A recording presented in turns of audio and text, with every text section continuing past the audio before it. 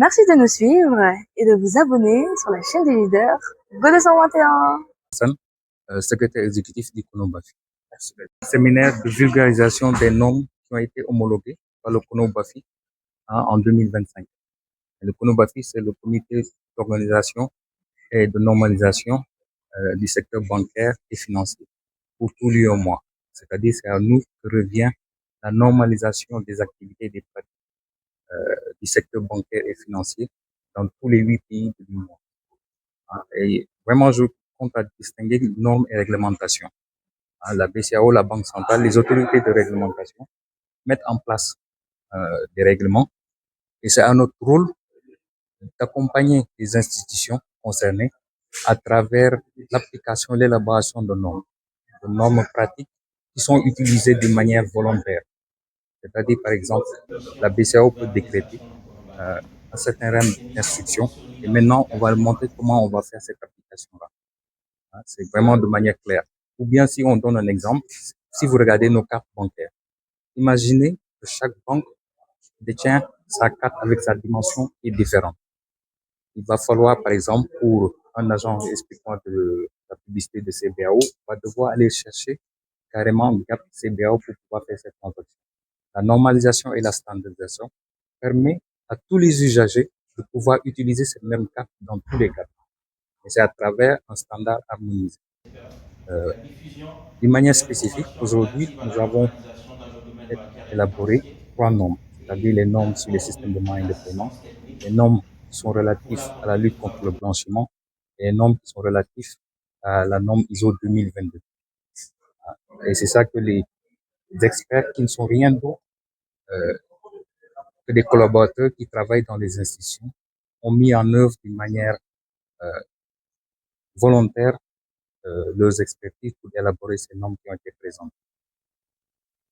Je ne sais pas si vous avez des questions de manière. Et quelles sont les perspectives qu'on pourrait retenir aujourd'hui?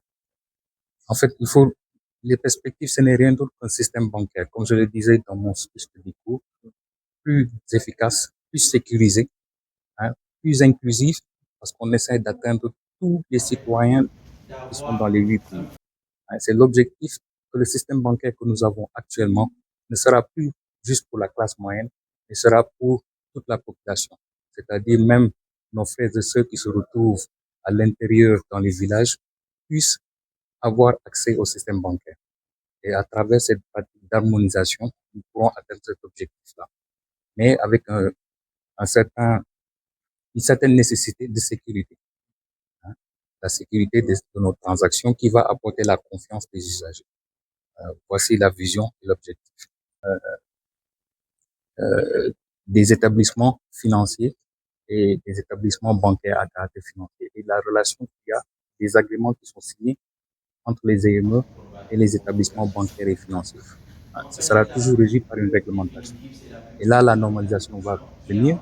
C'est comment adopter des pratiques harmonisées qui sont utilisées dans les 8 pays. Et ça va faciliter vraiment l'utilisation de ces cartes-là, comme vous avez indiqué. Relatif à la lutte contre le blanchiment d'argent, le financement du terrorisme, la prolifération des armes de destruction massive au sein du Conobafi. Alors, cette rencontre avait pour but de vulgariser les normes qui ont fait l'objet de travaux de la part des différents comités. Et en ce qui concerne notre comité, ça a été l'occasion pour nous de présenter 3 normes qui ont été établies par ce comité, par l'ensemble des experts réunis dans ce comité. Et nous avons fait ressortir des bonnes pratiques en ce qui concerne l'identification et la vérification des clients, les bonnes pratiques en matière de connaissance et de profilage de la clientèle et les bonnes pratiques en matière de gestion des risques en passant par leur évaluation. Sur le plan sécuritaire, ce que je pourrais dire, c'est que ces normes-là, en fait, viennent aider les institutions financières à apporter leur contribution en matière de sécurité des transactions, de sécurité de nos espaces économiques et financiers. Il n'est pas ignoré que, à ce jour, des fléaux tels que le blanchiment d'argent, le financement du terrorisme trouvent malheureusement leur place dans notre espace économique, mais c'est aussi la réponse des institutions face à ces fléaux-là, qui est l'adoption aussi de ces normes. Merci beaucoup.